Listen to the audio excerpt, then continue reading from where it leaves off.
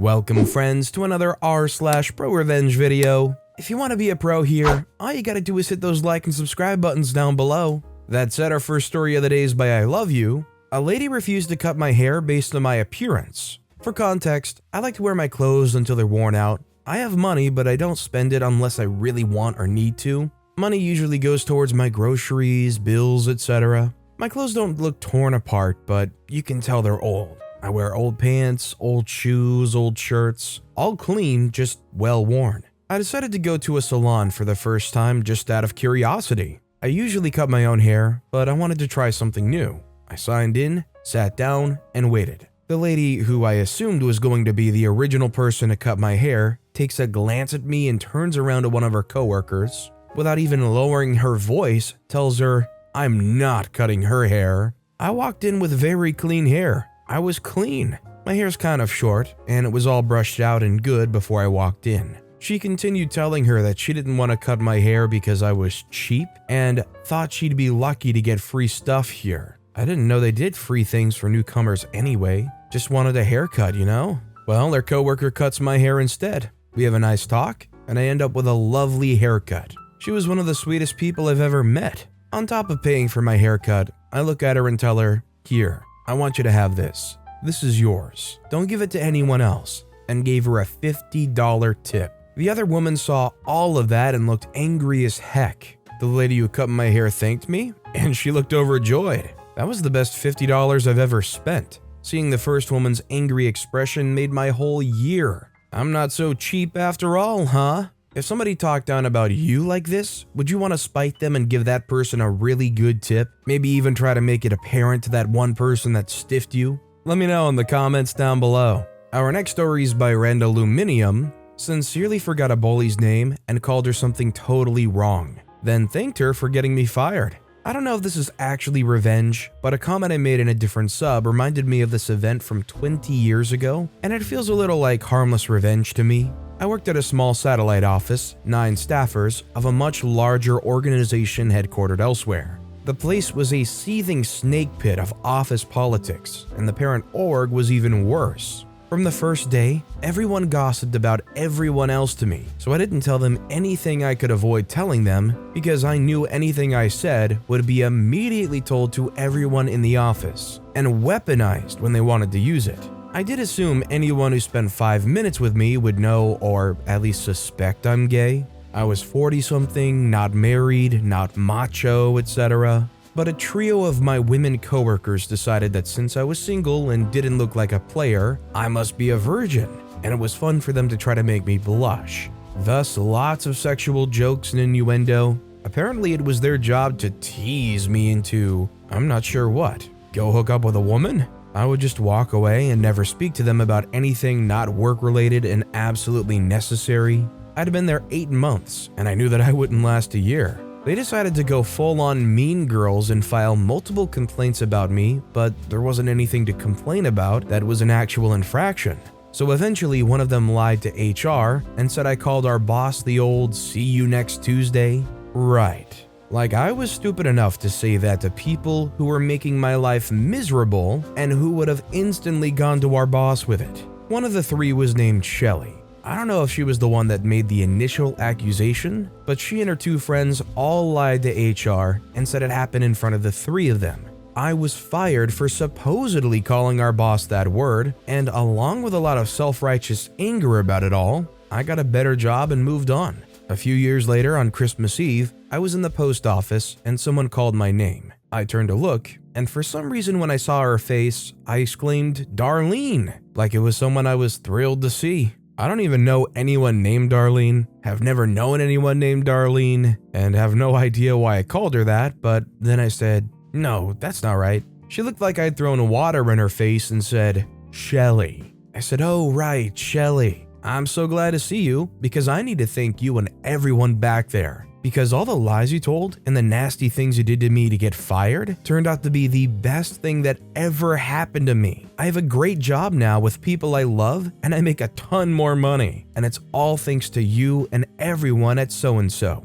She suddenly looked like she'd bitten into a lemon and said, well, you have a Merry Christmas. And I walked away. I could be wrong, but I feel like it seemed like there's a pretty clear double standard going on here. First of all, you reverse the gender roles going on here, and that mean guys crowd nowadays, if that got out properly, might end up getting those people totally blacklisted if they didn't have enough power or nepotism to cover up the fact that they're being sexually harassing anyways. Our next story is by Z1000 Kawa, saying you're the boss to your boss. So this happened 2 years ago. Little bit of background, I work for a security company at a European airport. Not allowed to say which, for about 10 years now. 2 years ago, I became a high-ranking supervisor. I'm responsible for about 400 plus agents. Because of that, the law states that I have to follow an additional course of 132 hours plus 2 exams to get my degree as security manager.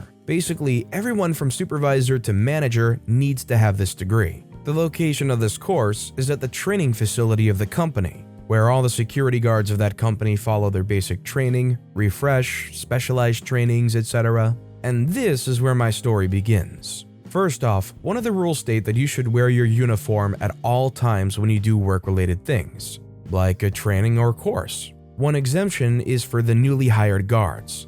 They get the uniform after the first 2 months of basic, as well as guards from smaller companies who work for a bigger company, and people who do one of the manager courses. The uniform is a black pair of pants with a red/white shirt for agents, red and black for supervisors, a tie for the men that needs to be worn every time, and completely black shoes. No other colors allowed. Important for later. I was there with one of my fellow supervisors in our civilian clothes, and we were in a class with mostly people from other units within the company. It's been 4 years since we were last at the facility, and things changed over the years, so we kind of felt lost there at first. After a few hours, I spotted a friend of mine, Chris, who recently started the course for aviation security.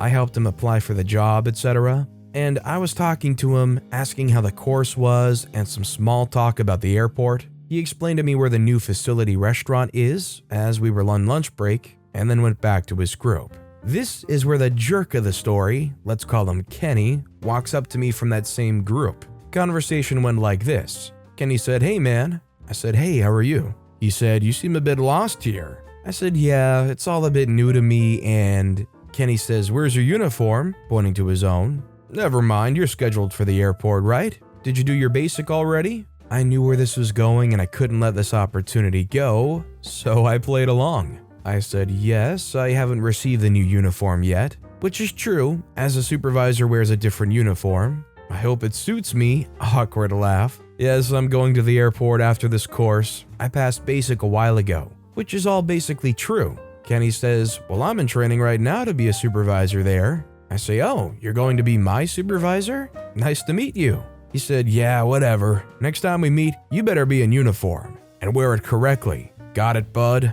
I said, "Yes, sir." I walked off to the restaurant and told everything to my colleague. We started laughing our butts off and went with our day. I texted my friend Chris and asked for Kenny's full name and what he was like in class. Chris told me everything. How Kenny was walking around like he knew it all, constantly talked back to his instructors, and how he didn't give a freak about the uniform or the company's dress code. Really? Kenny also told the group about our conversation and how scared I looked. He and some others laughed about it, but Chris knew this would backfire. And how right he was. Chris never told Kenny he knew me and who I was, because he knew I'd handle it. Fast forward a few weeks later, I passed my course the week before and just got my new red and black uniform. I was sitting at my desk going through the names of all the guards on duty today when I saw Kenny's name on there. I located his position and went to visit him. He was standing there at the X-ray machine, no tie, black and white shoes, and his shirt wasn't ironed. He didn't see me as he was too busy talking with another guy instead of working. I talked to his team leader, who told me he already gave Kenny a warning today about his uniform, but he wouldn't listen. I said I wanted to see Kenny right now in my office. A few minutes later, Kenny walks in and doesn't recognize me at first until I say, "Kenny, you said I needed to be in uniform next time we met, so here I am." Kenny's eyes widened and realized who I was. He said, "Oh yeah, I was only kidding, sir." I said, "Never mind, dude. However, let's talk about you. You're not wearing your tie. Your shirt looks like, well, crap, and your shoes aren't the right color. Not only that, but you ignored your team leader, who I trained, when he warned you about the uniform. And you were a real pain during your training. You're also slacking off at work. How come? Kenny just stood there looking at the ground and mumbled something of an excuse. I say I should write you up for ignoring your team leader, misbehavior, neglect, and slacking off. That's a 3-day suspension right there. But I'm in a good mood and you're obviously new here, so I'll let this one go for now. Okay? Kenny said, "Thank you, sir. I didn't realize it would be a problem. I'll behave accordingly, sir. Promise." I said, "Great. And oh, one more thing, Kenny." He says, "Yes, sir?" I say, "Make sure next time we meet, you wear the uniform correctly."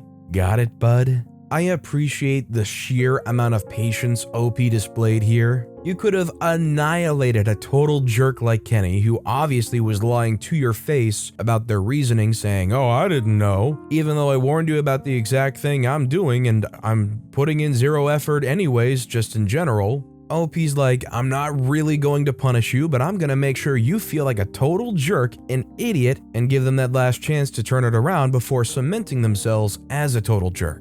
Our next story is by Floyd Henderson, one from my dad during his army days, South Africa, about 1979. One of the camps my dad went to, they had a sergeant there harder than nails. Everyone under his command was the best at what they did and all super fit. Also, no one messed around with Sergeant or anyone under his command. Other lower-ranked soldiers and commanding officers were so poop scared of Sarge, mainly because one day Sarge found out his own nephew was stealing from the other soldiers. Sarge drilled his own nephew non-stop until he passed. Sarge got demoted and worked his way back to Sergeant. That's where my dad comes in. There was one private who got made troop leader for a bit, who my dad described as a first-class jerkhead in training, that also made mess-ups in training that seemed to be done on purpose. Every time first-class jerkhead in training made a mess-up, Sarge made him watch while everyone else did PT. One day, everyone has had enough. First-class jerkhead in training had a separate bed near the front of the sleeping quarters, so carefully and as quietly as possible, 2 cupboards were pushed closer together, and first-class jerkhead in training had his bed lifted onto the top of the cupboards.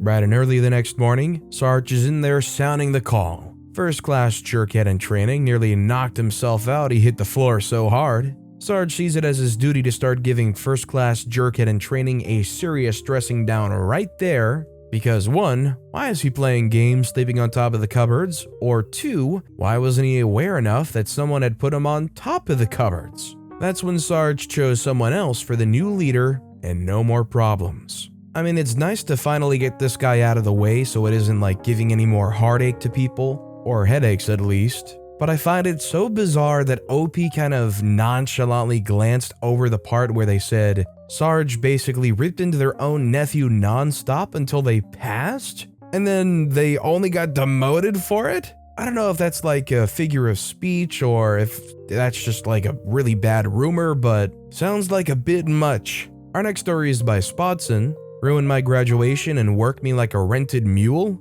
Well, hope you don't like salt in your food. This all happened in 1999. Backstory, my cousin Charlotte and I are about the same age. We come from a pretty big family. Thanksgiving could be upwards of 35 people, and she was completely self-obsessed. She was dating a man who was 15 years older than her. She was about to break up with him because she wasn't sure she'd still find him attractive in 10 years. She was 25, he 40. But then he reveals he has over $1 million because his parents left him a large sum of money when they died. All of a sudden, she's pretty sure he'll look just fine in 10 years. So she sets about getting married. My mother has only one request. Don't get married on the last Saturday of May, as that was when I was going to my graduation from college. Well, wouldn't you know it, that's just the day she picked. Her side of the family downplays it. After all, what's a graduation when compared to a wedding? I grit my teeth and agree to not make a big stink, and we all drive 6 hours to her wedding. The story, we get a call the night before to get to their house, it was held at their home, early so we can set up. And we should bring our appetites because he's going to serve us breakfast. Okay, fair play. So we pull up the morning of the wedding. It's family, so you pitch in. We walk in and are immediately put to work. We set up the table in the front yard and chairs in the back, over 150 chairs to be exact. We worked for over an hour all the time, getting hungrier and hungrier. At around 10 or so, we ask our uncle where the food is. Well, didn't we get any when we came in? No, we got there and we were put right to work. Oh well, no time now. Then the caterers show up. Well, it's a guy that goes to my uncle's church and he brought two 15-year-old waifs. The food is all pre-packaged and there's a ton of it. So my sister gets put to work in the kitchen warming it up, while my brother and I are put to work setting up the serving lines. Now, my uncle was one of the cheapest men on the planet, and it was dawning on us that this was a Diamond Jim special. That's what we called it when he cheaped out on everything and expected everyone else to pick up the slack. By now, my brother and I have sweated through our undershirts and we're looking pretty ragged. All the while, my cousin's drifting around the house like she's royalty. I swear to God, if she had just told me, "Thank you for doing this, I know you missed your graduation for my big day, and I appreciate it," nothing that happened next would have. But instead, she walked up to me and said, "You're going to fix your hair before the service, right?" I gritted my teeth and went back to putting tablecloths out. The wedding comes and goes. The service was fine, but 30 minutes late because Her Royal Highness wanted to make an entrance. My sister didn't get to see the first half because she was still warming up thousands of meatballs for the serving trays. Then the service is over, and without missing a beat, my uncle looks at my brother and I and says, "Okay, now move all the chairs out front to the tables." My brother looks at him like he's about to murder him, but we do it anyway. All the while we're taking crap from the guests like, we need chairs over here, and "you two really should have done this earlier." But the straw that broke the camel's back was when, at a moment's notice, Charlotte decides that because some of her favorite flowers were in bloom, that she wanted to rearrange the entire wedding meal so she could take her pictures there. And oh, won't it just be fun for everyone to watch them being taken? My brother and I are summoned, and off to work we go. While this is going on, the caterer and my uncle are just sitting under a tree having a big old time, while my sister runs the kitchen and is busting her butt to help these two overworked freshmen. Those two girls look like they were going to die. We are beyond hungry. Remember, we didn't get to eat that morning. But by the time we finally finished, most of the food was gone. My siblings and I go back into their house and scrounge whatever's left and sit in the living room. We're all exhausted and looking for payback. The revenge, like I said before, all of this could have just been avoided with just a little recognition for our efforts. But we came up with what we called our severance package. Just a little couple perks for our work. Charlotte's sister, Bess, hates weddings and isn't a huge fan of her sister's. So we ask her what airline they're taking to go to Hawaii on their honeymoon. She tells us, and I get on the phone as the groom. This is pre-2001, so it was a much different airline industry I was dealing with. My initial plan was to upgrade their tickets to first class. The dude could afford it, and we'd suspected he'd think Charlotte did it. Well, turns out they were all booked. So, quick-witted little weasel that I was, I tell the woman on the line that I was supposed to get the tickets upgraded for our honeymoon, and that my new wife was going to be pissed. So could she please move up to the opposite ends of the plane so she won't badger me all the way there? The woman gets suspicious and asks if this is a prank. I assure her it's not, and she moves the seats. I then ask for the no sodium meal because we didn't get to eat today. She gets to have a garbage meal on her flight. As the happy couple drove off to their night at a B&B, we waved our goodbyes and headed to a local casino to blow off some steam. The aftermath? We knew crap was gonna hit the fan because Charlotte simply sees all inconvenience in her life as the worst thing imaginable. But what we didn't know is that Bess decided she wanted in and started really scorching some earth. She called up and canceled their B&B, as well as did something to the luggage that no one would explain. Then, when confronted, pinned it all on us. They had to come back and stay the night with their parents before leaving the next day. We found out this part of the story at 4 in the morning when we returned to our hotel to find my mother waiting outside for us. Now, to be clear, my mother is an amazing woman. A woman full to the brim of the cream of human kindness. But that wasn't the face she was wearing when we pulled up. No, she was wearing the face she wore that time she helped the FBI nail a con man who was trying to destroy our family business to the wall. A story for another day. This turned into a sore spot from which our extended family never really recovered. I feel bad about that, but in the spirit of giving her an opportunity to even the score, I invited her to my wedding. She declined. I've only seen her at family funerals. I don't know if it's rude of me to say, but considering all of the selfish behavior and lack of recognition and lack of care expressed by their relatives, it might not be the worst thing that this led to a no-contact situation. Hope you didn't have to deal with them anymore. Over the years, maybe it saved them some extra grief. This next story is by 5 Frog Margin, entitled Baby Brother Feels the Need to Create Drama Over a Thanksgiving Drive to Aunt Patty's. I give him enough rope to hoist himself. I have an obnoxious younger brother, the baby of the family. He was always the good kid compared to me, so my mother indulged him all of his life, which resulted in a spoiled little boy who thinks the world exists to serve him. He had deep daddy issues, even now into his 40s. As his older brother, I'm a bit of a stand-in for our father. I look just like Dad, and the family often jokes that I'm Dad's name part 2. Despite my checkered past, I straightened out and grew into a hipper version of Dad with many of the same interests. This drives little brother Nicky up the freaking wall, and he's transferred all of his daddy issues onto me. Even into his 30s, he was always trying to berate me and criticize everything I did.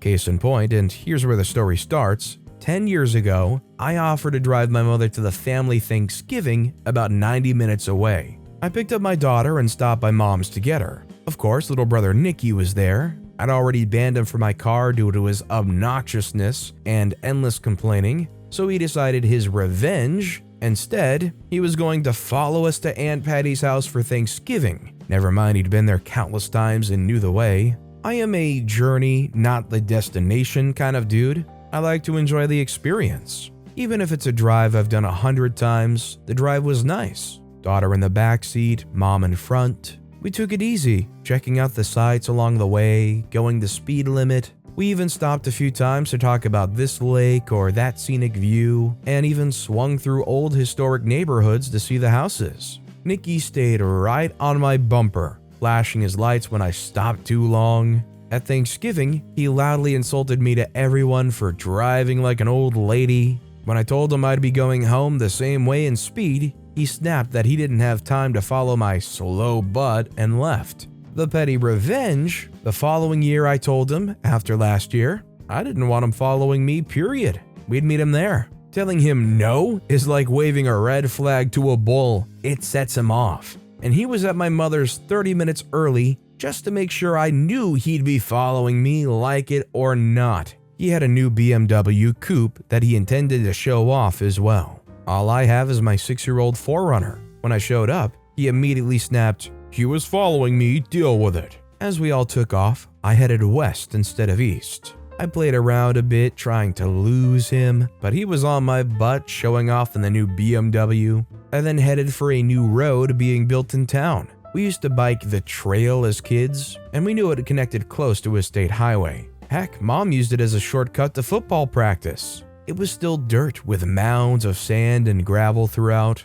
He tried to follow, but I hit all of the potholes, did some off-roading, and made a cloudy mess. He tried to call, but I sent him straight to voicemail. He decided to outsmart me and turned around. He raced to the destination where the new road ended, expecting to cut me off and begin following me again. Of course, once he was gone, we turned around, got back on the main road, and took a third circuitous route to Aunt Patty's. Had another nice, slow, scenic drive, with Mom telling daughter all about the used-to-be's. Aunt Patty called us, prompted by a concerned Nicky, of course, and we told her we were fine and would be there around 1, just in time for turkey.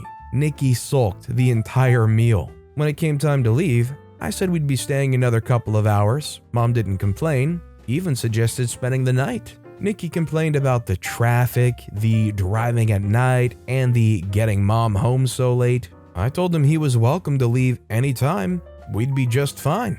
By now, the family had caught on to his manufactured drama and condescendingly asked him if he needed a guide to get back to the place you've lived all your life. He left in a huff. Can I just say I love the composure and tactics OP expressed here? Don't let the guy rile you up. Don't let the guy get you uneven and unkeeled. You just keep making the smart decisions, not giving them anything to use against you, and over a long stretch of time, you just keep knocking them one stair down the next all the way down to the bottom of the entire staircase. Need somebody to hold your hand on the way out, Nikki? Our next story is by a serious question. Some drunk jerks wanted to keep me awake, so I made them suffer by freezing their hair like I'm the Iceman. I used to live across from one bar and next to another. I was in my late 20s. And there was one dark and freezing winter night in which two rowdy young lovers left one of these bars and then decided to loiter underneath my bedroom window in the alley for a very long period of time.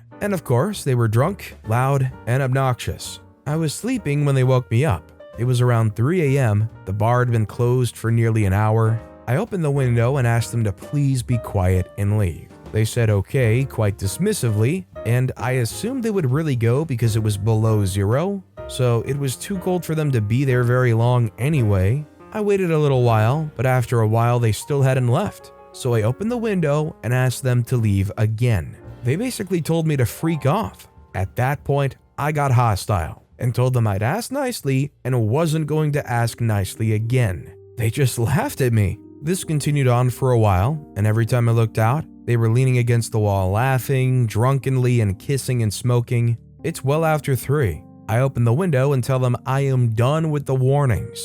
So they laugh at me some more. At this point, they think keeping me up all night is freaking hilarious. I then decide that I would like to make them colder because I wanted to find out how cold they had to be to leave. So I went into my kitchen and got a very large soup pot and ran the cold water in the sink until it was as icy as possible, and I filled the soup pot up to the brim. I lugged it to my bedroom window and slid the window up. The screen was already removed. They looked up and saw me smiling down at them, and they blearily waved me off and went back to focusing on each other. At that point, they weren't concerned with me and felt that they had really owned me, so they weren't paying any attention when I tilted this soup pot over the window ledge and poured this ice-cold water down onto their heads. They were not wearing hats. As the water poured down onto their heads, they screamed and ran. As they ran, I heard one of them screaming, "My hair is freezing," which I know for a fact, it only takes seconds to freeze your hair when it's wet in cold weather.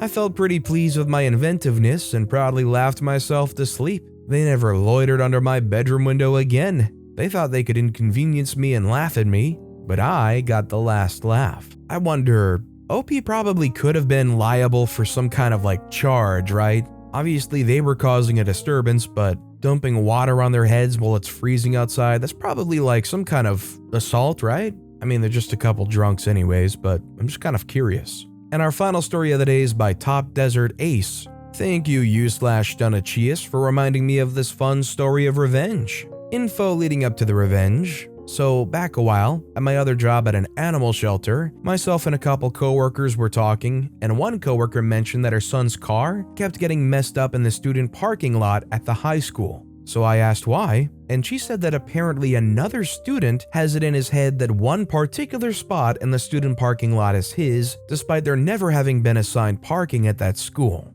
Now, this kid, who I'll call Little Crap, has a tow truck. Not even one of those big flatbed trucks, it's a crappy little beater pickup with a tow hook in the back. If you've seen the movie Cars, think slightly bigger than Mater. Anyways, whenever someone parks in Little Crap's spot, he then tows that person's car out and parks in the aforementioned spot, usually damaging the vehicle in the process. Well, while my coworker was telling us this, I said, you know what would be funny? Parking the Bearcat in that spot and weighing it down. It would be freaking hilarious to see that Little Crap try and tow that big chungus of a vehicle. The chief of police was chatting with us. The animal shelter in my hometown is considered part of the police department, and officers will occasionally visit us every once in a while. And he laughed and said, I would love to see that. The revenge. So, to start, the state I live in, according to the laws, moving a vehicle a certain distance without the owner's consent and without proper towing permits is considered vehicle theft. I was told the story a few days later, so here's how it went down. The police chief placed a bait truck in the parking spot and set up a couple undercover units close by, and the truck itself was weighed down with a crap load of cement bags. My coworker said she was surprised the truck didn't collapse under the weight. Sure as crap, Little Crap shows up, sees the truck in his spot, and attempts to tow it away. Now, the plan was for the undercovers to come out and arrest him right then and there. What happened was that little crap did a burnout trying to move the truck. He was successful for a few feet, at least the bare minimum for a misdemeanor, and then the back axle popped out of the tow truck.